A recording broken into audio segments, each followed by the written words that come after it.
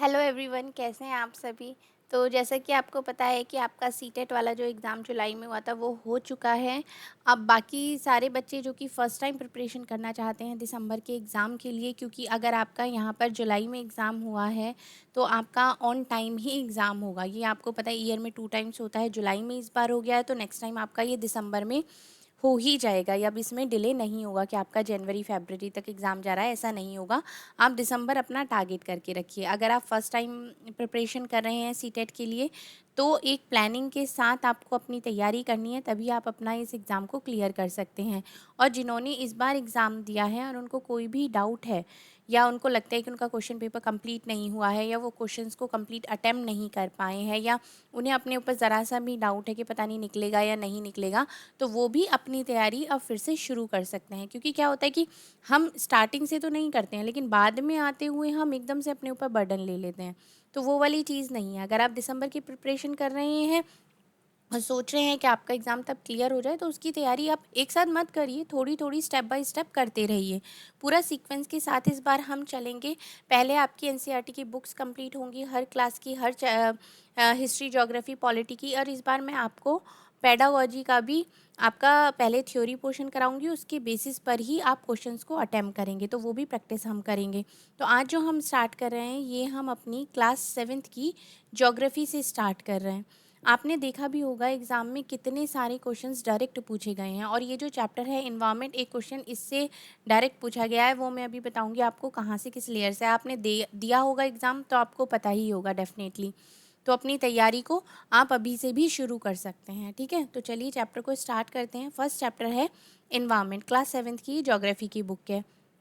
After a long vacation when Ravi started going to school again, एक लंबी vacation के बाद जब भी रवि स्कूल जाने के लिए तैयार होता है दोबारा से, ही नोटिस करता है the only play ground next to his school was dug up. मतलब जो उसके स्कूल बिल्डिंग के सामने ही जो प्ले ग्राउंड था वो अब खराब हो चुका है। People said that a huge building will with many flats will be constructed here. मतलब लोगों ने बताया कि यहाँ पर बहुत बड़ी बिल्डिंग आने वाली है और यहाँ पर फ्लैट्स बनेंगे, तो कंस्ट्रक्शन होगा यहाँ पर। Ravi was almost in tears, Ravi की आंखों में आंसू थे, when he realise that a big play ground with its soft grass, marigolds and butterflies is gone for ever.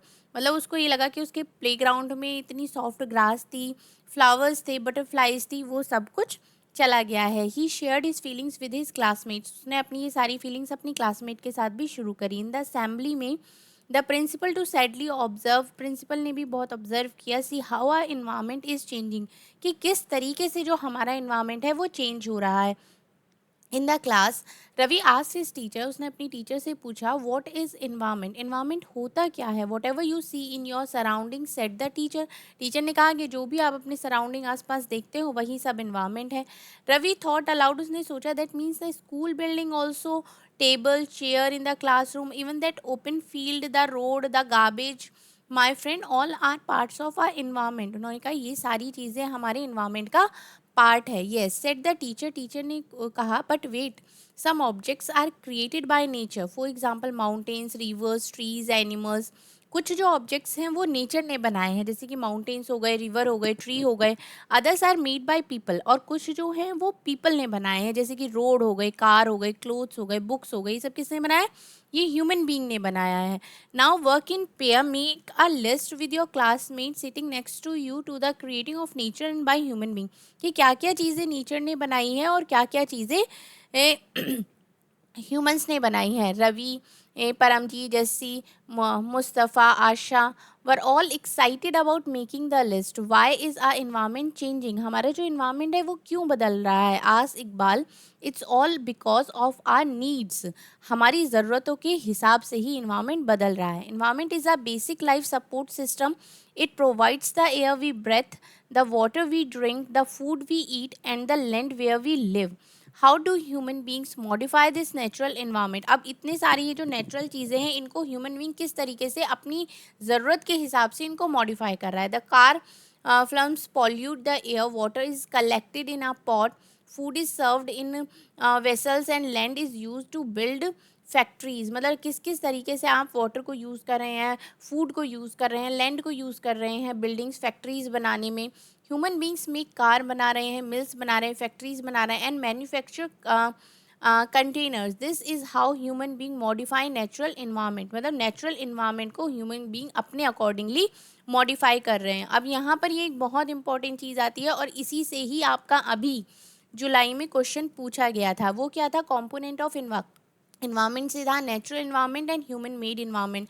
Natural में आता है biosphere, lithosphere, atmosphere and hydrosphere. कौन कौन सी लेयर कहाँ कहाँ पर है? जैसे कि लैंड हो गया तो वो लिथोस्फेयर हो गया, अगर लिविंग थिंग्स हैं तो वो बायोस्फेयर है, एयर है तो एटमॉस्फेयर है, थिन लेयर है तो उसके लिए पूछा था ये किससे आएगा, तो मैचिंग में आया था ये आपका क्वेश्चन यहाँ से। वाटर है तो वो हाइड्रोस्फेयर आ जाता है। अब ह्यूमन मेड इन्वायरमेंट में आते हैं आपके buildings, park, bridge, road, monuments, industries. ठीक है, अब अगर ह्यूमन की हम बात करते हैं, इसके 3 कंपोनेंट होते हैं, नेचुरल, ह्यूमन मेड और ह्यूमन।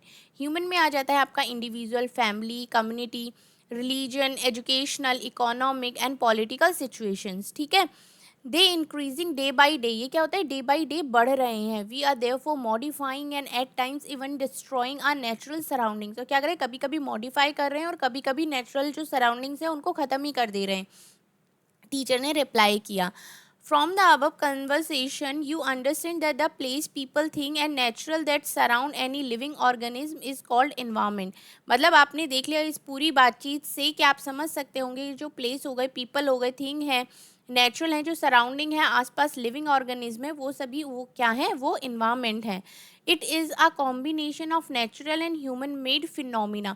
मतलब ये किस चीज़ का कॉम्बिनेशन है? इन्वायरमेंट, इसमें नेचुरल चीज़ें भी हैं और इसमें ह्यूमन मेड चीज़ें भी हैं। While the natural environment refers to both. Natural environment जो होता है वो दोनों को प्रेफर करता है, abiotic and biotic condition exciting on the earth. जैसे कि अगर हम बायोटिक की बात करते हैं, the world of living organism, example plant and animal. Biotic क्या होता है? ये जो पूरे वर्ल्ड में जितने भी लिविंग ऑर्गेनिज्म है उनको हम बायोटिक कहते हैं। जैसे कि उसमें आ जाता है प्लांट आ गया, एनिमल आ गया। अबायोटिक क्या होता है? World of non living animals elements. Abiotic होता है जो नॉन लिविंग एलिमेंट्स हैं, जैसे कि आपका लैंड हो गया। और नेचुरल में ये दोनों ही आते हैं। नेचुरल में क्या होता है? ये दोनों ही आते हैं, बायोटिक भी, अबायोटिक भी। ठीक है, human environment reveals the activities, creations and interactions among human beings. अब हम बात करते हैं, ये जो है ये आपका इन्वायरमेंट फ्रेंच वर्ड है और इसका जो मीनिंग है वो है आपका नेबरहुड।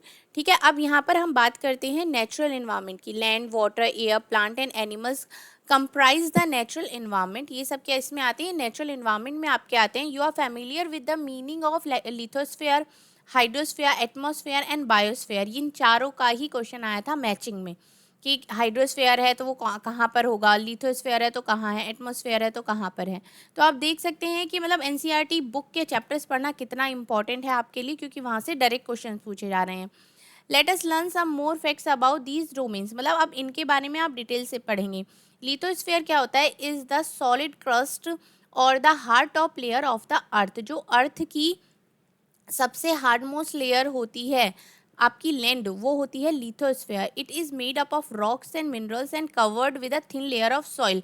मतलब ये किससे बनी होती है? आपकी रॉक से और मिनरल से बनी होती है और इसके ऊपर क्या होती है? एक थिन लेयर होती है सॉइल की, मिट्टी की। It is an irregular surface with various land form such as mountains, plateaus, plain, valleys. मतलब हर जगह ये अलग अलग फॉर्म में होती है, जैसे माउंटेन्स पर होती है, प्लेट्यूज पर होती है। Landforms are found over the continent and also on the ocean floor.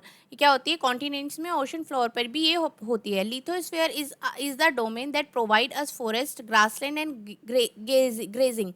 मतलब जो ये होती है, ये लिथोस्फेयर आपको जंगल में, मतलब एक तरीके से ज़मीन की हम बात कर रहे हैं। लिथोस्फेयर मतलब आपकी land, land for agriculture and human settlements. It is also a source of mineral wealth. ये किस चीज़ का सोर्स है? ये आपका मिनरल वेल्थ का सोर्स है। अब नेक्स्ट देख लेते हैं, the domain of water is referred to as hydrosphere. जहाँ पर वाटर होता है तो ये जो आपका पोर्शन हो गया, ये क्या हो गया? ये आपका हाइड्रोस्फेयर हो गया। It comprises various sources of water and different types of water bodies like river, lake, seas, oceans.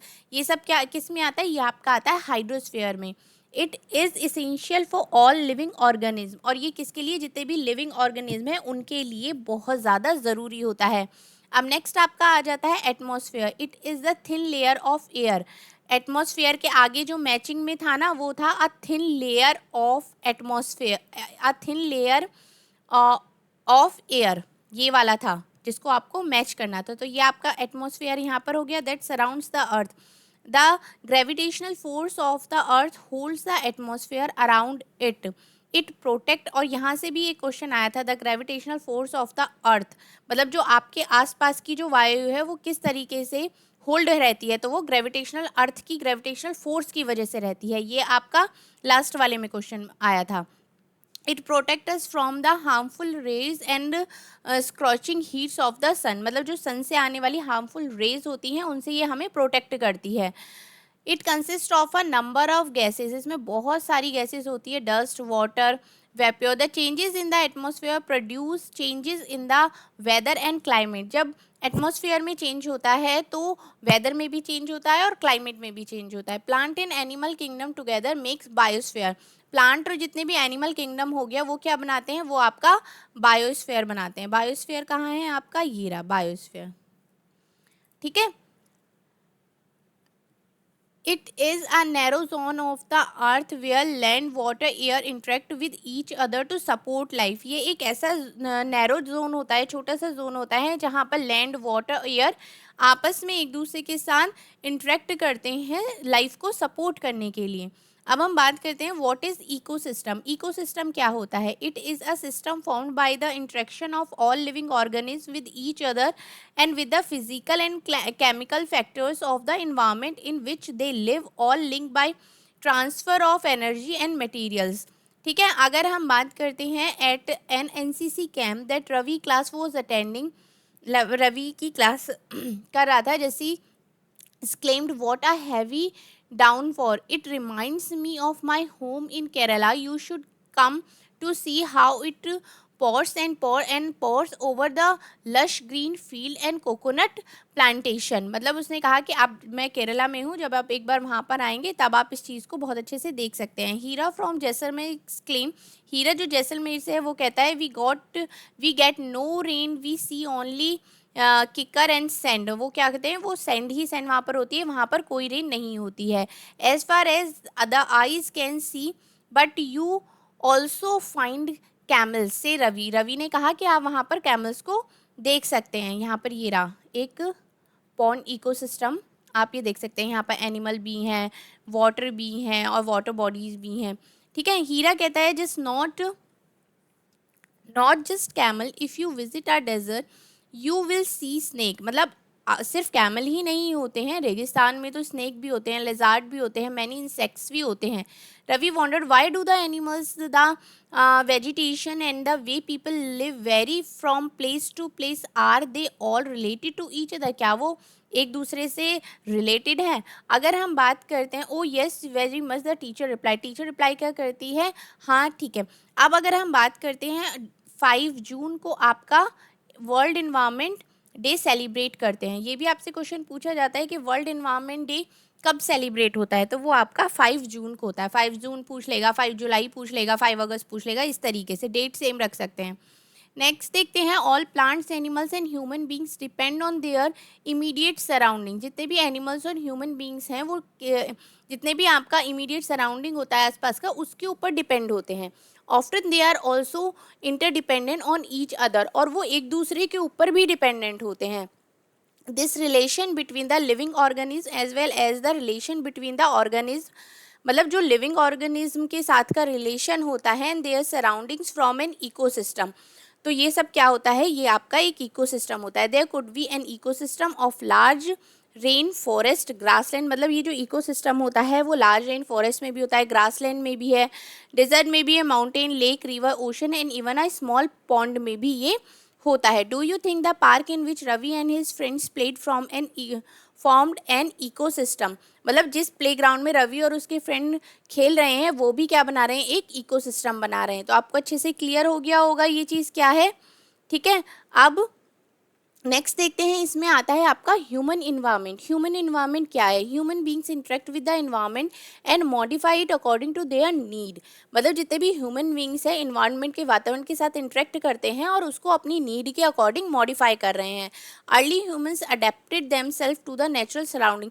जो पहले के ह्यूमन बींग्स थे वो नेचुरल सराउंडिंग्स के अकॉर्डिंग खुद को मतलब एक तरीके से एडजस्ट कर लेते थे या उस एनवायरनमेंट को अडॉप्ट कर लेते थे। They led a simple life and fulfil their requirements. वो एक बहुत ही सिंपल लाइफ जीते थे और अपनी रिक्वायरमेंट को फुलफिल कर लेते थे from the natural around them, जो नेचर उनके आसपास होता था। विद टाइम नीड्स, जैसे कि टाइम हुआ, टाइम की ज़रूरतें बढ़ी, बिकम मोर वेरीड, वो ज़्यादा एक तरीके से ज़रूरतें बढ़ने लगी। Human learn new ways to use and change environment. Human ने बहुत सारे तरीके सीख लिए इन्वायरमेंट को चेंज करने के। They learn to grow crops, उसने फसल को उगाना सीख लिया। Domesticate animals, lead a settled life, मतलब एक प्रॉपर एक सेटल लाइफ होनी चाहिए। The wheel was invented, surplus food was produced, barter system emerged. मतलब ये बहुत सारी चीज़ें हैं जो टाइम के साथ चेंज हुई थी। ट्रेड स्टार्ट हो गया था, कॉमर्स डेवलप्ड हो गए थे, इंडस्ट्रियल रिवोल्यूशन आ गया था, एक लार्ज स्केल पर प्रोडक्शन स्टार्ट हो गया था, ट्रांसपोर्टेशन हो गया था, ट्रांसपोर्टेशन बहुत ज़्यादा तेज़ हो गया था। पहले लोग पैदल जाते थे, एक जगह से दूसरी जगह पहुंचने में ही उन्हें इतने इतने दिन लग जाते थे। अब आप 1 घंटे में सफ़र कर सकते हैं, क्योंकि जो एयर से आप जाते हैं, आपका एरोप्लेन से जाएंगे तो कितनी भी दूरी हो आप 2 घंटे में पहुंच जाएंगे।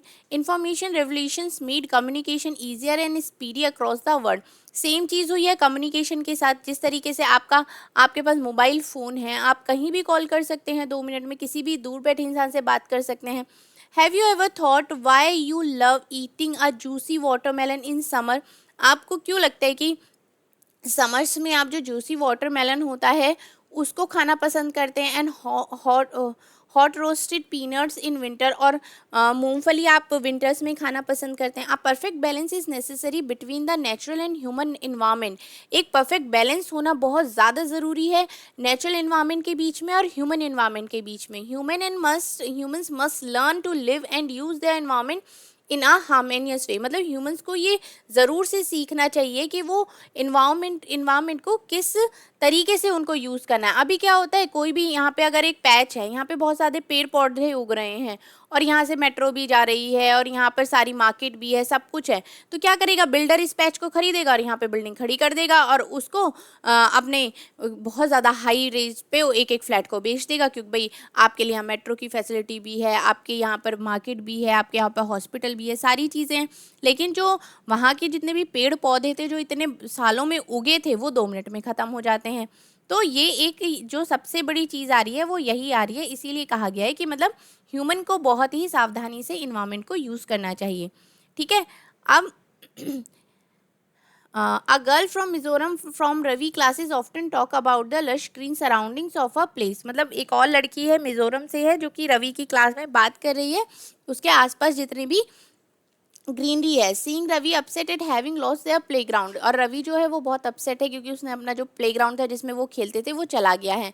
नूरी invented him to visit her home state during the coming vacation. वो क्या करती है, इनवाइट करती है उसको कि आने वाली वेकेशंस में आप मेरे घर पर आना। रवि टीचर आज the student to draw the landscape and houses activities of the people and place they visit during the holidays. इन सब के लिए वो एक्टिविटी देती है टीचर उनको बनाने के लिए। और एक चीज़ और है, जब आप ये चैप्टर्स पढ़ें तो उसके साथ साथ खुद से ये क्वेश्चन आंसर्स करने की कोशिश करें, तो एक तरीके से आपका रिवीजन हो जाएगा। ये वाला क्वेश्चन था जो इस बार आया है जुलाई 2024 में, आपका ये वाला क्वेश्चन आया है, सेम आया है क्वेश्चन। जिन्होंने एग्ज़ाम दिया होगा वो मैच कर सकते हैं। तो आपको समझ में आ गया ना कितना इम्पॉर्टेंट है एनसीईआरटी की बुक्स के चैप्टर्स को पढ़ना। तो अब ये हमने फिर से स्टार्ट कर दिया है। आप चैनल को सब्सक्राइब भी करें और शेयर भी करें। जो लोग एसएसटी की प्रिपरेशन कर रहे हैं वो हमारे साथ जुड़ सकते हैं। चलिए, थैंक यू सो मच।